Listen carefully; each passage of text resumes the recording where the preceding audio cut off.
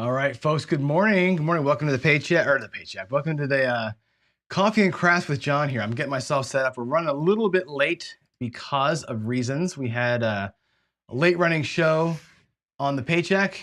And then, of course, my dog eats at 8 o'clock every day. So if I don't feed her, she gets pissy. And that bled into showtime too. So family first, family first. Here we go.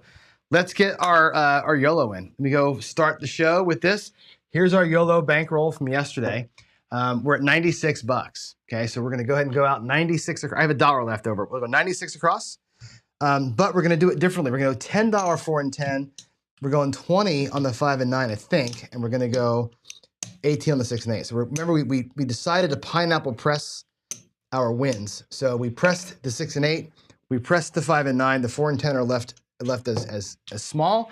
And here we go, 96 across, but light on the 4 and 10. Let's go. Let's get our YOLO shot in here. One roll. Let's build this bankroll up, shall we? We got us a 10 hard, 5-5 hard 10. Fantastic. It's going to pay, of course, 18 bucks. Okay. What we're going to do with that for tomorrow is we're going to bump up the 4 to 20 and the 10 to 15. Call it good, $3 in the rack. There it is right there. So 96 across plus 18. What does that equal? It's 114. So there it is. There's tomorrow's bankroll. And that's it. We made our YOLO yet again. Hopefully we can keep this thing moving ahead and not get whacked early like we did last week. There it is. There's your YOLO for Tuesday. And let's jump into the regular programming. I like starting off this show with a win, especially after coming off of a little loss on the morning show. And we got to talk about some stuff. Let me turn this light off here, the overhead light. Let's talk about what happened out there. I'm going to actually switch screens really quick, and I want to get right into it because Ken and I were talking a little bit in the last show. I texted him and gave him some shit over text. And let's talk about what happened on this morning show. So the Butterberg, I don't have time to update the screens. It's 1-1. We lost 2K today. And here's the thing with the paycheck, right? And we need to talk about stylistically how this thing works, right? Ken said to me, and I think he wrote it here. I'm going to try and find the comment. He says, and he's giving me shit. How do you teach the paycheck when you force yourself to play no matter what? Just a question, not a hammer. And there's a good answer to that question. And I'll push it right back to you. We can talk over here in chat a little bit, but there's a delay. Paycheck is paycheck, right? The whole concept of the paycheck, and you know this because you teach the same thing, right? You're bringing your 5K or whatever your buy-in is, right? That's your hammer. Your hammer is your bankroll for the day. And you're saying to the casino, I'm going to put this up to make X, right? We're going to use 5,000 to win 500. Some days it ain't your day. Today, of course, rolls don't go your way and you're going to have an issue. And you can lose the whole thing, right? Ken has lost his whole $5,000 on his show. He's done the same thing I just did. But paycheck is paycheck. You're trying to use the 5,000 to earn enough money to be strong enough to trust your strategy to win you the 500 that you need. That's the whole point of it, right? Paycheck play is disciplined play, right? I'm trusting my bankroll. I'm trusting the math. I'm playing a relatively low volatility. That strategy is pretty low volatility, right?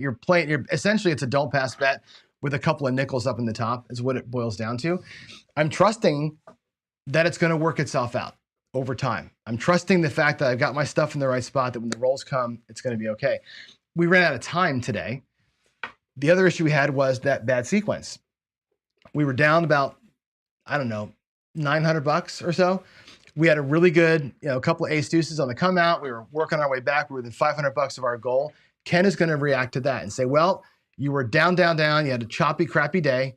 You worked yourself back to where you were within a shot or two of being even. You probably should have walked, right? Ken's going to say that was the discipline I lacked today. I would say the discipline that I showed today was sticking to the plan. You stick to that plan. That plan is a good plan. We had all those whacks. We got whacked on the 6, twice on the 8, 5 times. 6 2 8s, 4 7s, and 1 11. We had 9 whacks that we took on the don't pass today, right? We got them back. We got 3 or 4 in a row or in quick succession there, right? We worked ourselves back to where we were almost where we should have been, right? Now we're going to start playing the strategy as it should be. You start from scratch, right? Then we ran into a freaking buzzsaw. What are you gonna do about the buzzsaw, right? The buzzsaw is this. We had that last sequence at the end there it was 7 ace deuce aces, 7. We hit a number of 5, 7'd out, 4 sevens in a row from the don't pass, right? All those sevens, we lost about 2K in don't pass bets like that, right? The strategy doesn't have a built-in way to deal with that. This strategy does not have a built-in way to lay a number on the way out. It doesn't have a built-in rule about getting out of the sevens or getting off the don't after getting beat twice. It does have a rule about getting off the don't when you get picked on the number, which is good. There's no subsequent don't pass play for the thing. So yeah, discipline-wise, I stuck to the strategy as we should have done, I think, at least to even. Had we fought back to even, 100% would have gotten out of there. But I wasn't even yet. I wasn't even. It's not about time. And right, Ken, it's about money, not about time. We didn't use all of our money, right? That's the thing. We didn't use all of our money. And that's why I say today was a very disciplined play where you would say it was not. Right. And that's the thing, right? And let's wind that back, because Anthony brought it up. He jokingly said it. Anthony from Arizona Crap Shooter said, this is why we got to reverse the shows, right? The paycheck has a potential to go long, right? Especially like I'm looking at the clock and I'm like, it's 7:48 or 7:48 it was, I think, this morning. And I was within $500 of getting back to even. I'm like, man, we should end it here so I have time to make the coffee and go downstairs and get the dog fed and do all the things, right? Should have probably walked away. We would have had a different conversation. Instead, the conversation we get to have is about trending, which is cool. If you're doing this for real, you're not walking away because you have a show starting in 10 minutes. You're doing this for real. You're putting your money out there. So I took the approach of I'm putting my money out there and let's do it. And you're right. There's no way I take that many whacks in a casino, right? There's no way I start laying something or something's different there. However, I think this is pretty cool. I think that what happened today was fantastic, not because we lost money. I think it's fantastic to see that, right? To see what was happening. I was about to have this really cool talk. Let me go to the table. I actually want to go back to my table. I want to show you something. I want to show you what happened. This is actually a really, ooh, look at that gross color. Watch how much the color changes when the light goes on. Come on, there we go. Boom, it's beautiful. So we had this sequence that went, I'm going to try and remember what the sequence was, if I can. This is such a perfect segue into today's topic, which is trend betting the line. So we had 7 down up top, right? So you had your 7, which is fine. We start a new sequence down here. The new sequence down there starts out with, on the don't pass, green chips for wins, right? We had the ace deuces, the ace deuce, and the aces, okay? Then we had a 7, which was a loss for us. Then we set a point, and the point was 5. We whacked the point. That was a loss for us, right? So we had 2 losses in a row, come out 7, and then the point, we lost in a row. Then we had 1, 2, 3, 4 sevens in a row come out, 4 sevens in a row in the come out, set another point, I think it was 5 again, actually, and we should be down here, and we lost that one too. I'm gonna make this one and this one separate, or put them down here, as those are point losses. These are come out losers and point losses. And look at the trend that we got ourselves into, right? There's no build-in for this. This strategy didn't have a plan to deal with that mess right there. I think we might have actually had a second, did we have 2 sevens up here? I forget the exact, I should look it up. I think we had 7 or 8 losses in a row. I want to say there was another 7 in here. I forget where that other 7 came. We 7'd out. Oh, you know what we did? We hit a point. Here's what happened. We hit the point and we 7'd out. And then we had all those come out 7s and then the loss. That's what it was. I think that was a sequence. It was something like, I think there was a 5th one in here somewhere. I forget what it was. It doesn't matter, right? Look at this mess that we got ourselves into, this buzzsaw, right?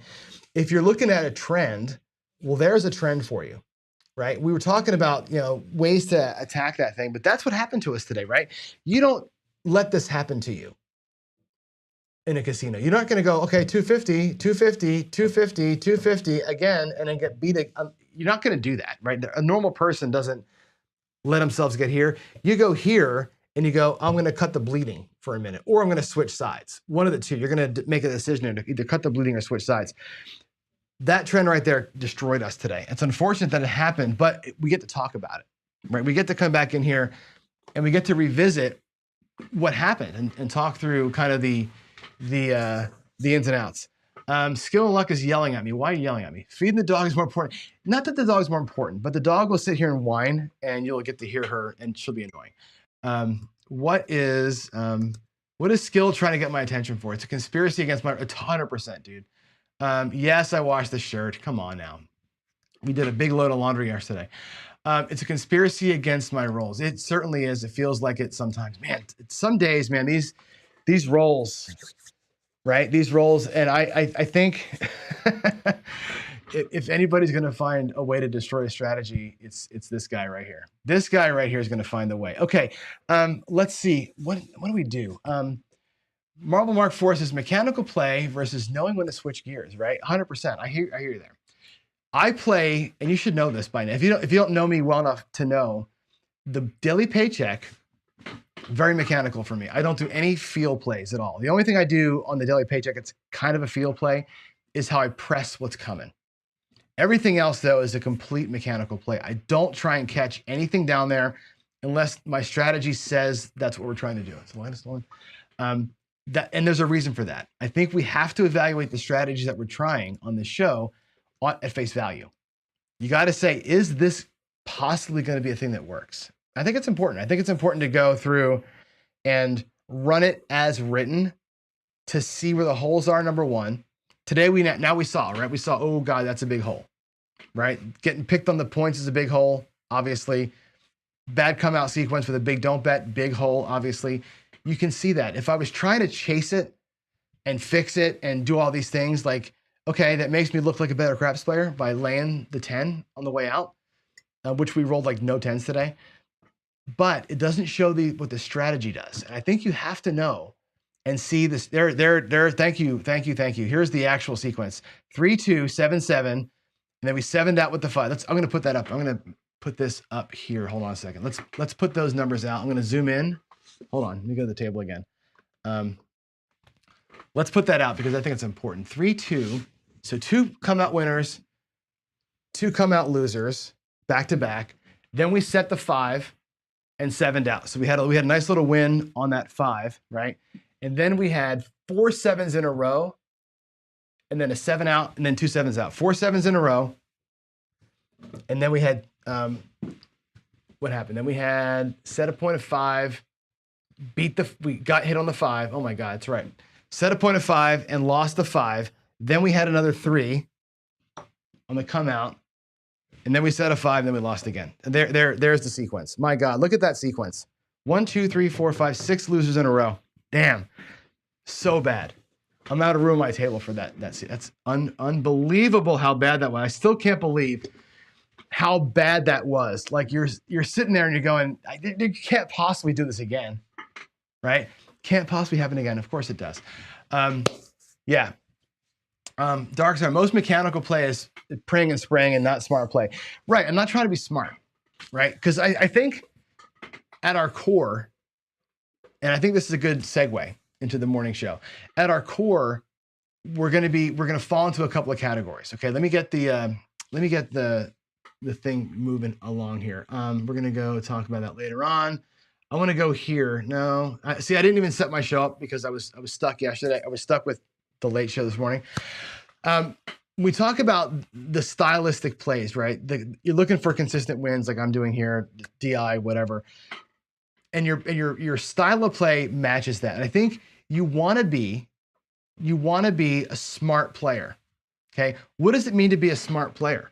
Like, what does it mean? And here's the look. And this is how I classify players, right? I put you all into these basic categories, right? You're cautious, right? You're hyper aggressive, maybe. You're a thinker, right? Where you're gonna pre-think a strategy like skill and luck does, right? You're gonna get everything in the right spots. The worst that can happen is you lose $2, and then the next roll, the worst thing that happens is you lose $10. And you're thinking your way through it, right? You can be more of a math player, and I think I trend between 3, right? The math player, the cautious player, and this feel player with regards to streak betting. Okay.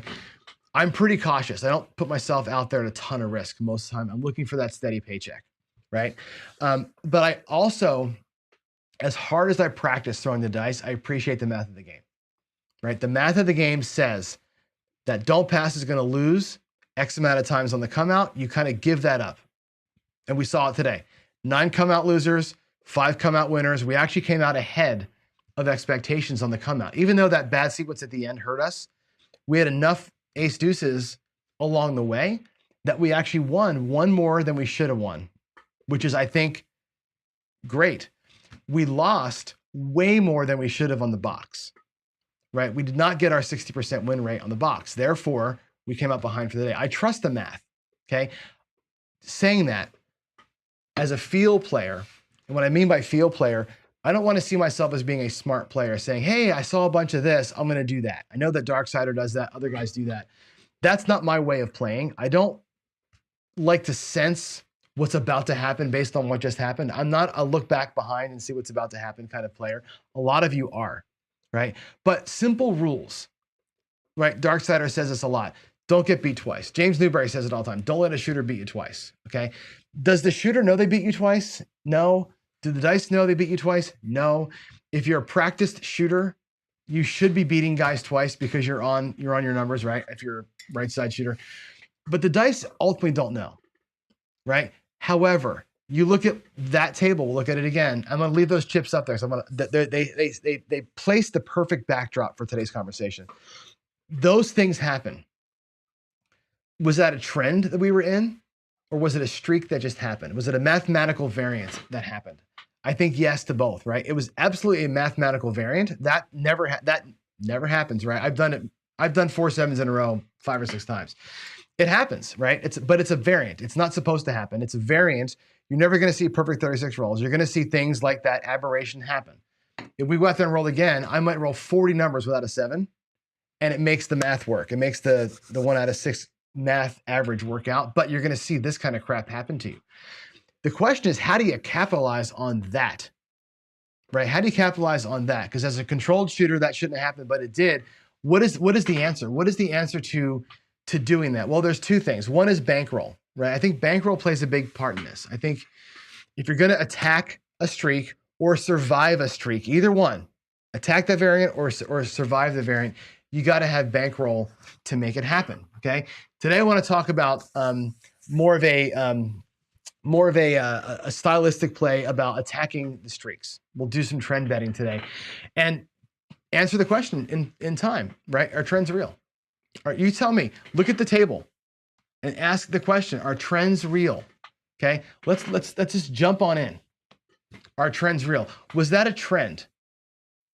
All those red chips, all those 6 red chips, was that a trend that we were in, or was that just a mathematical aberration that we were in? Does it matter? Right?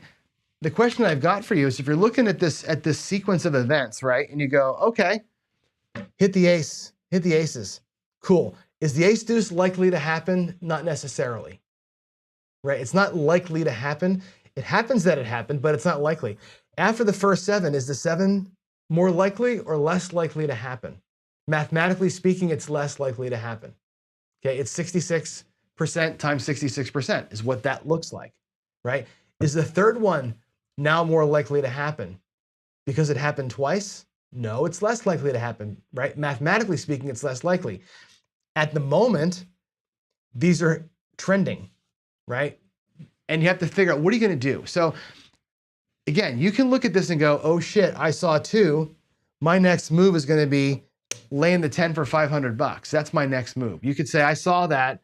I think it's coming again. Table feels like shit. We're going to go up here and start protecting ourselves, right? The other side of that, when I made mention this in the garage, is this. I believe you don't do that. I don't believe in saying, well, you know, that because that happened, I better start protecting myself or better start betting different shit. I don't think that's the way. I think the way that you do it is to embrace what's happening. So if I look at Baccarat, for example, Ken, I think you're still in the audience. Ken, right now in chat, tell the audience how you play Baccarat. What is your betting strat? Not the amounts. What is your bet on it strategy in Baccarat? I know what it's going to be, right? But put it out there. What are you betting on in Baccarat based on what just happened? How do you do it? Well, I drink my coffee. Wait for Ken's answer. I know what it is already. And we're going to do that right here. We're going to do it right here, but I'm going to do it with a little more aggression. Come on, Ken, put it out there for me. Ken's probably driving in his truck. I'm going to make him get in an accident now. Come on, Ken. The whole show is waiting for your answer right now. The whole show is waiting for your answer. Let's go. Follow the shoe, RUP. Okay, follow the shoe. What does follow the shoe mean? It means bet what just happened, right? It doesn't mean that because this happened, this is going to happen, but you're going to bet what just happened, trying to catch a run as it gets going, okay? Let's take a look at this right here, okay? And again, let's pretend that we're baccarat betting on that exact thing, okay? If I had, and I'll use white chips as my, because we're just going to bet flat units, right? If I bet a unit here on this first one, let's say we're on the don't pass. Maybe that's, you can see the whites, right? They're kind of hard to see. Let's do a different color. Let's do, we'll do blacks. So if I bet a black unit right here and it wins, we win a unit from the bank. Let's put a bankroll out here so we can see it. Okay, there's our rack. I'm going to put $500 in the rack. Just see what happens, okay? We're going to pretend. You put $100 on black and it wins. Right there, it wins, right? If you are going to play aggressively matching the line, baccarat style, right? Baccarat style with a hammer, okay? Press the bet with what your winnings are, right? Chase what just happened. It hits a second time, boom, $200, right? Rack the 200, stay at level. What's my risk? My risk is 1 unit, right? I put 1 unit out there to start with. I stacked a win. I collected on that win. I'm in good shape. We lose it. That sucks, right? Let's say then we switch sides. We're going to go to the pass line, right? We lost to the bet here, right here. We go to the pass line. It wins. Booyah, right? That was the one that we lost on, right? It wins. We stack it. Again, we're chasing what happened, and it loses. Huge bummer. We switch sides to the don't pass, right? We win it, and we stack it up, and we lose it right away. Now we're on this. I'm gonna move the thing. We're on this bet right here. Now we're here. We just lost that bet. Our bankroll is only down $100. After all that, a little bit of chop, we're down $100. We never risked more than 100. But now we go to the pass line, okay? And on this hit right here, it wins, and we stack it up. And then it wins again, and we win 2, and we rack the 2. And then it wins again. We have 2 units. We stack it all the way up. Now we have 1, 2, 3, 4 units out there, and it wins again. That wins 1, 2, 3, 4 units. We're going to regress down to 3 as our base bet. It wins again. 1, 2, 3 unit win. We stacked it up for a 6 unit bet. We finally get a loss. All that goes away. A lot of money goes away, but we only had 1 unit at risk. The initial first unit at risk. We come out and we're here. Of course, that pass line bet's going to lose when the shooter misses their point. We come back out again to the don't, and we win it. We stack it up, but now it's our last bet of the day. Where are we getting up at? We doubled our money. There's the 500 we started with, and there's 500 in the rack, right? By attacking the streak, by going after the streak, right, you can do pretty good. Let's do it with regression up and pull. Let's do Ken's way, right? Nice, simple system, right? We'll go in here. We'll go don't pass. Again, $500 in the rack, don't pass. We win. I'm going to win in green chips this time, right? Because we're on this right here. We win. We're going to go regress to $50, right? Our second win. We win $50. We go up and pull. Regression, up and pull. Now we're going to lose a bet. That sucks. We lose the bet. Switch sides, right? We're going to be here. Put our $100 in the pass line. We lose it because we're going to be on this next bet here, right? On this one here, we lose it, right? No. We win. I'm sorry, we win. My bad. You win there. You're going to regress right here. Then we come in here and the don't pass takes that away. So you're going to bet dark. You're going to bet dark, $100. This one here, your first one on the dark side, you're going to lose that one. Come back over here. Another $100 goes to the dark side or the light side. You switch sides now. Now we're going to have fun. Check this out. On the streak, we're going to win. We're going to regress and pull. We come in here, we win 2, up and pull. We come here, we win 3, up and pull 2. We come in here, we win 4, up and pull. We win again. I'm sorry, we should be at 5 now, 5 units. We win 5, and again, up and pull. Finally, we catch a loss on that pass line. And then your last 2 bets, $100, you lose from the pass line. You go back to the don't pass, and you win the last don't pass bet for $100, and we're out. How much did we do that time? Well, there's $500. There's our starting bankroll.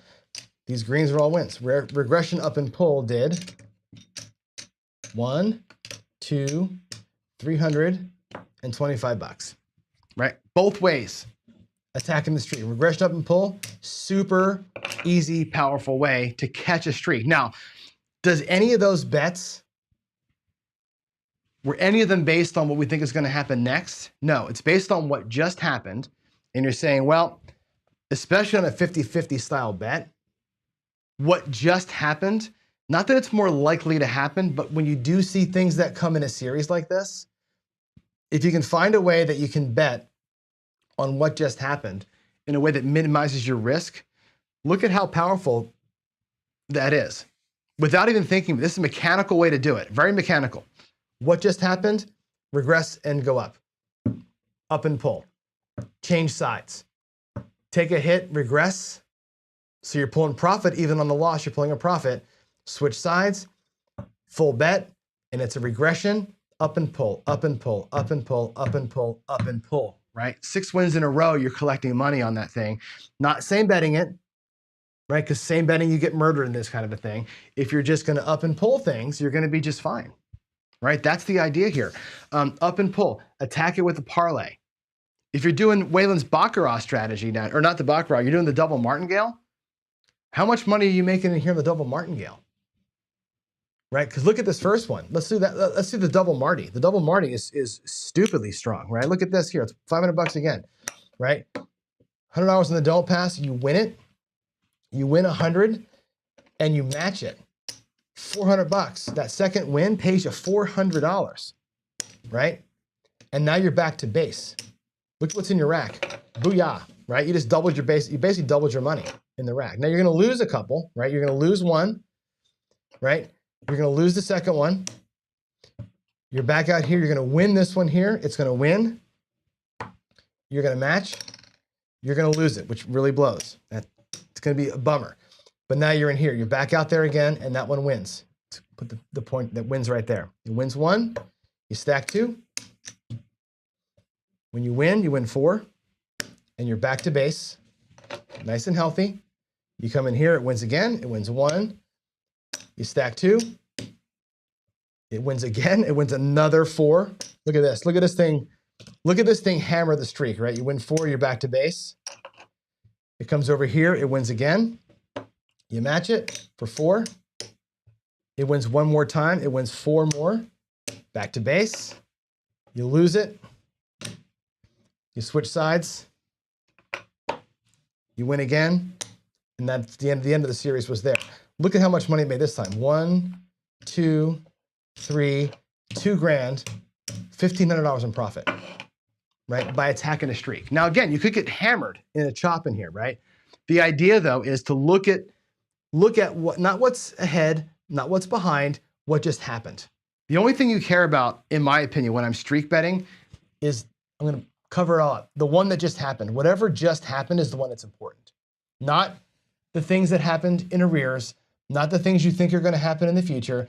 It's the one that just rolled. That's the one that we're looking at when we're streak betting, right? If you can beat up that one, and then when the next thing happens to happen, if it's good for you, it can be great for you, right? Or it could be okay for you if you're up and pulling, right? I think hitting a streak at the first one is important.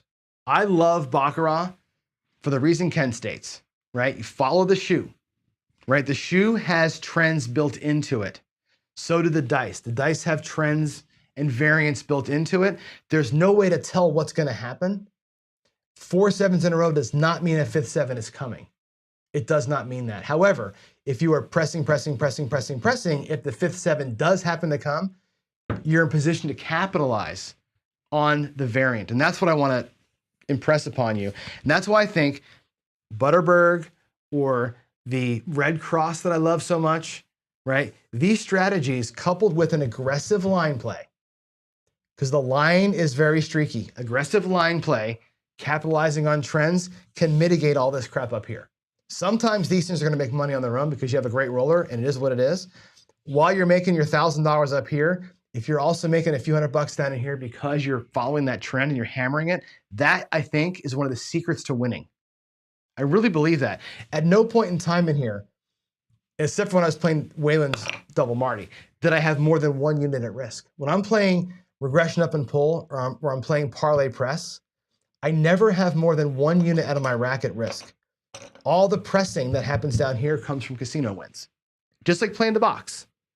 You press your 6 and 8, you press your 6 and 8, you press your 6 and 8. Same thing here on the line. You press what's happening. Press what's happening. I think that's a powerful thing that nobody talks about, right? The way that you progress your wins. Victor talks a lot about the color up Molly, right? Which is the same idea, right? A comeback goes, it wins, it comes back into the come at a higher level. You press what's happening, right? It's like the Wayland thing, right? Like that Double Marty, but scaled way back. But you're pressing what happened.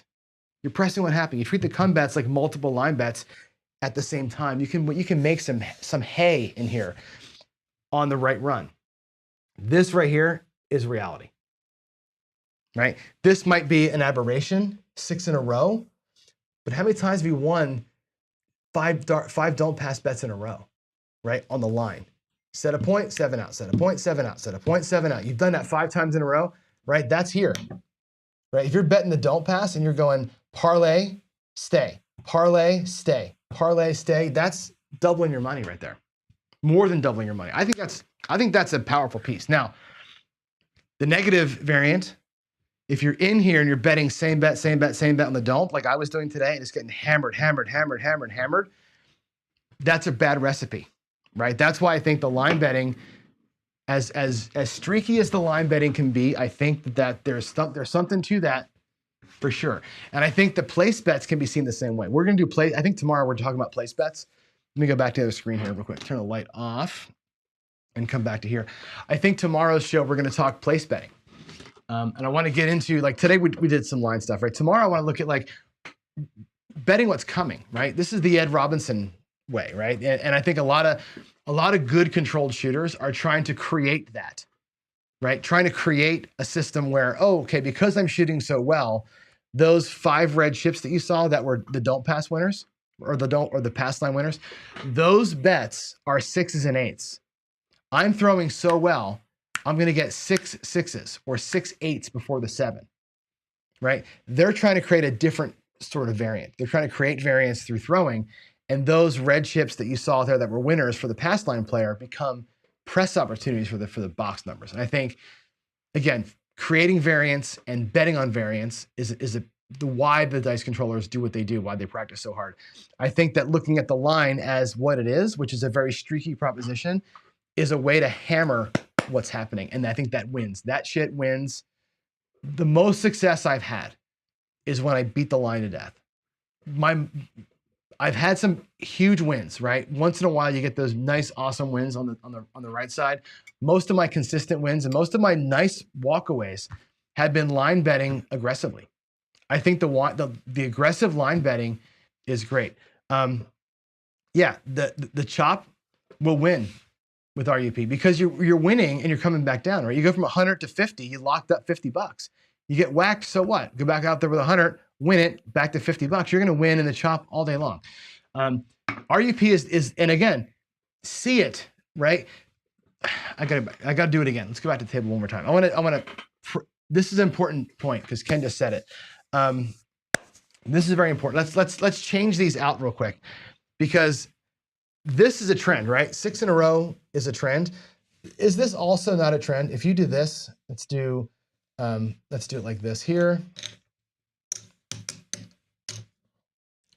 Let's go here, here. Is that also a trend? Right?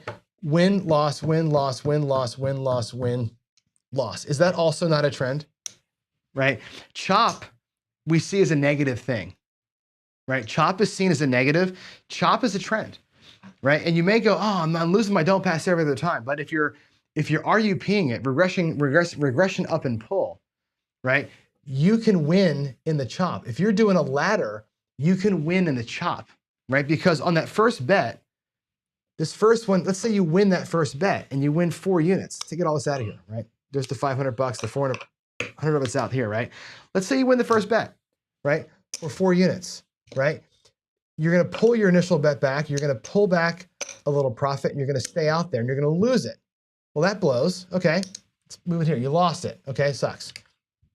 Cool, go back out there, put 100 bucks back out there again, okay? Here, oh, we win the 100 bucks, great, we win 4 quarters. We're gonna regress and pull a little bit. We're gonna stay out there, we're gonna lose it.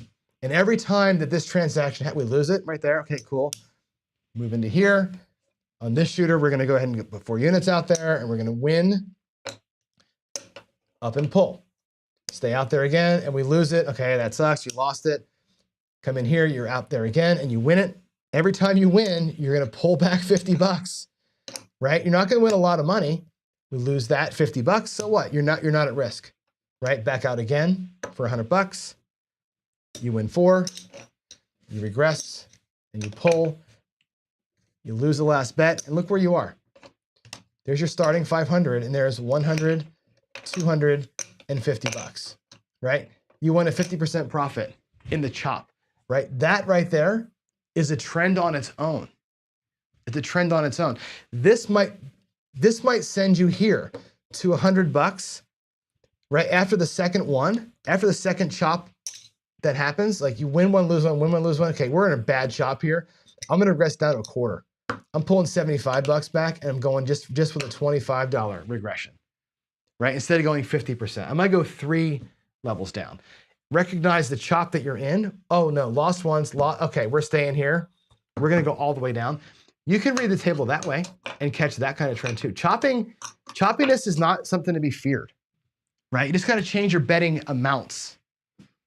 Change your betting amounts. RUP stands for regression up and pull, Ricky. In other words, what I just showed you, you go back out there at 100 bucks, right? A black chip. When I win, I'll take it from my rack. When I win 1, 2, 3, 4 units, I'm gonna regress this bet to 50. There's my regression. My next bet, if I happen to win another bet at 50 bucks, you would go up a unit and pull profit. So it's upping and pulling. So every time from now on, you go up a unit, pull, up a unit and pull. That's RUP. Powerful stuff. Right? RUP on the line is as powerful as half pressing on the box numbers. Right? Super, super powerful. Regression up and pull is fantastic on the line. It's as powerful, I'm on the wrong screen here. It's as powerful, I believe, as half pressing your box numbers. Half pressing the box, once you get to a solid level, once you're at the green level, half pressing the box is the best way to play the box. But hands down, all the things I've ever tested, it outperforms everything. Half pressing outperforms almost everything. It's the way to play the box, I think. But if you're Ed, or you're Alfredo, or you're sometimes me, where you're in a great pocket and you're throwing good, consistent numbers, hammering what you're rolling, creating the variant and betting the variant is the way to make big money, right? Today's a good example of that, right? Before that bad streak at the end, I had a bunch of rolls there where I was hitting some good box numbers, where I was repeating a bunch of numbers on the throws. We just weren't betting like that. So I think that's a good thing. All right. All right, let's go back. What time is it? 8:45? I think that's all I got to say. Actually, I'm kind of done. I'm just so sad about this morning. The thing is, I want that Butterberg to win. I love the Butterberg. I love Dan. I think it's a cool strategy. Just, man, what an ugly set of rolls today for that thing. I'm going to go through your last set of questions here and see if I missed anything. Let's go here and look for PCs. And let's see what we have here. The math. Yeah, the math, you're right. We got to avoid the big holes. I think we're going back to the other conversation we had where I embrace the math I know variance happen, and I'm also conservative. There are big holes, and I think that playing the mechanical way that I do these morning strategies exposes those holes. And you're going to say to yourself, don't pass is fine. The 7 will get you every once in a while, but it's not that bad. Today was that bad. Today you saw that run that can happen, and I think it's important to see it for sure.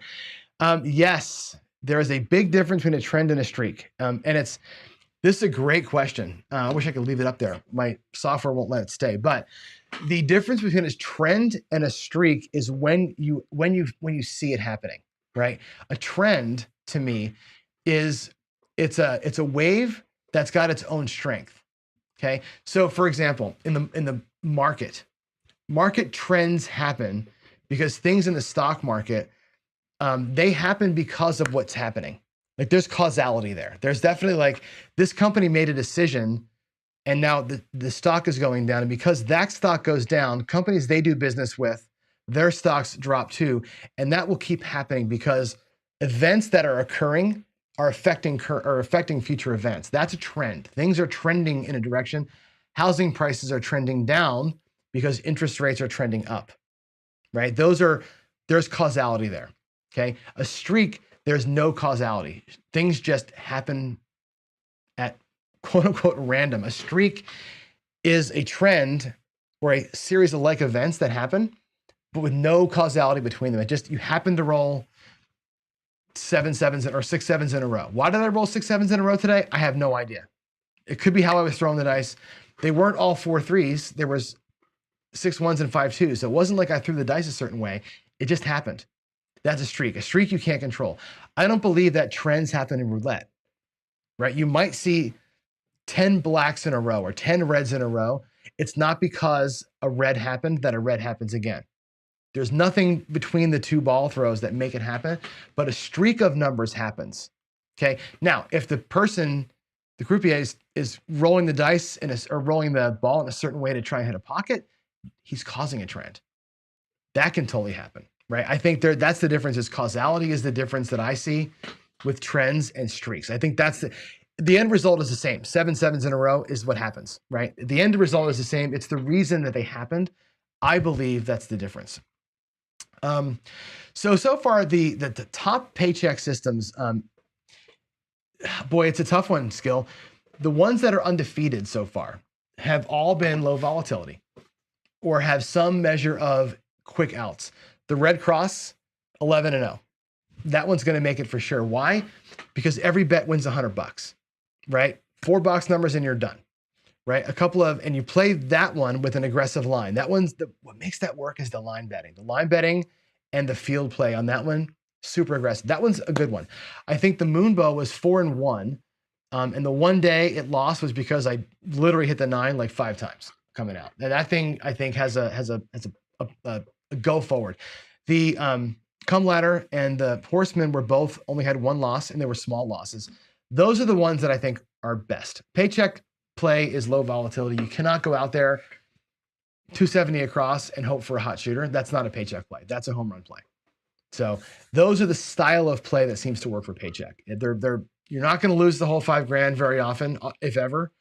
And you're not going to win more than $500 if ever. You're going to be here most of the time. Those are the best paychecks for sure. Waylon says, add the Baccarat line to the Butterberg. I think it would kill it. I think you're right. I think the Butterberg needs an aggressive line play. That's what's missing, an aggressive line play. So I think we're going to do that. We're going to probably, what I'll do, Waylon, is in the after shows, I'll do the aggressive line play and we'll put it in that way. So cool. All right. What else do we have here? Any questions that are left? Ooh, whoa. Let's see.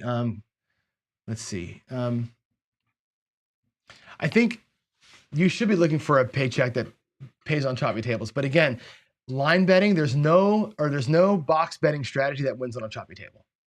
Choppy tables are the death of the right side better because in the box, you get 1 hit and you're out. 1 hit and you're out. You get no juice out of that, right?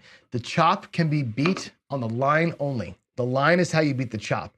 And in the chop, there's 2 ways to win, right? 1, regression up and pull.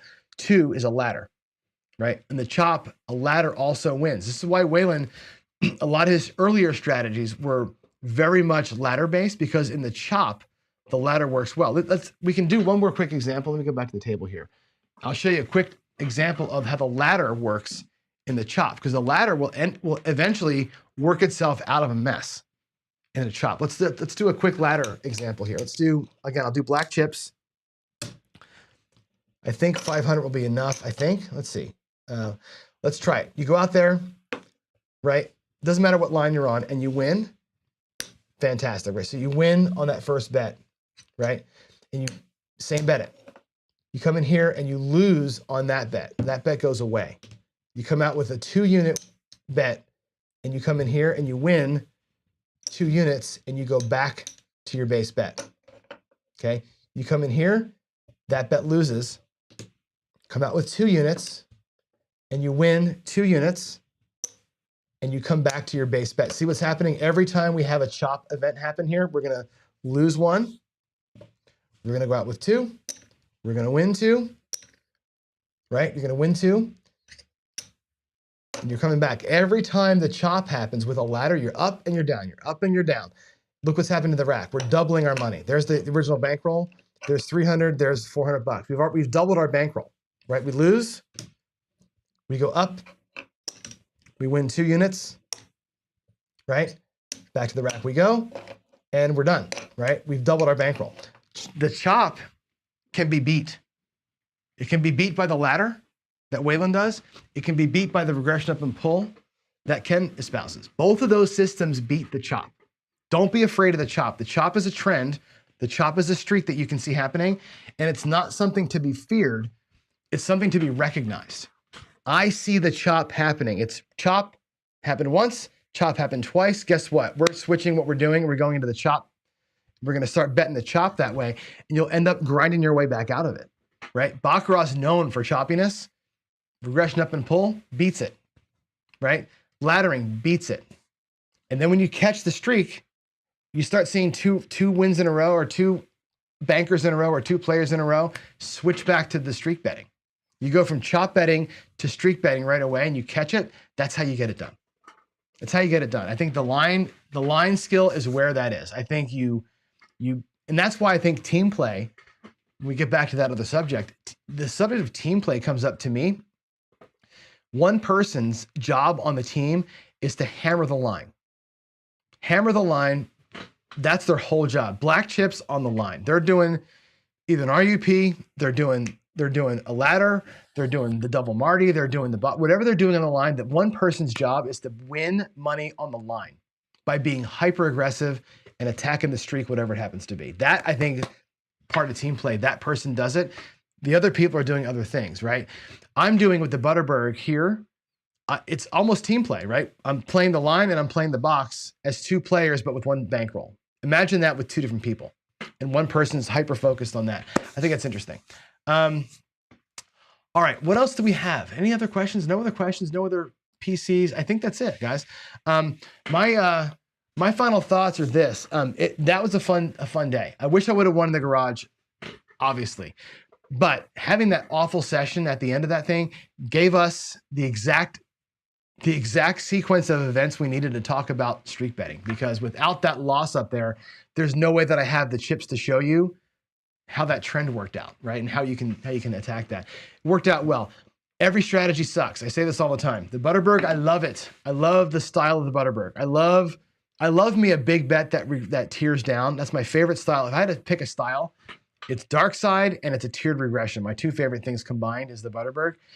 Ran into a buzzsaw today. They all will. Every strategy has a buzzsaw that it can get run into, you know? And again, if we're aggressive on the line, or if we're more or less mechanical, the outcome is different. But I love that one. I'm going to keep playing it. The Butterberg to me has so much potential. So I'm going to keep it up. So that's it, guys. It's 9 o'clock. You guys have a good rest of your Tuesday. And that's it. I'll see you tomorrow. God bless all you. And see you in the morning for the next paycheck. Bye, all.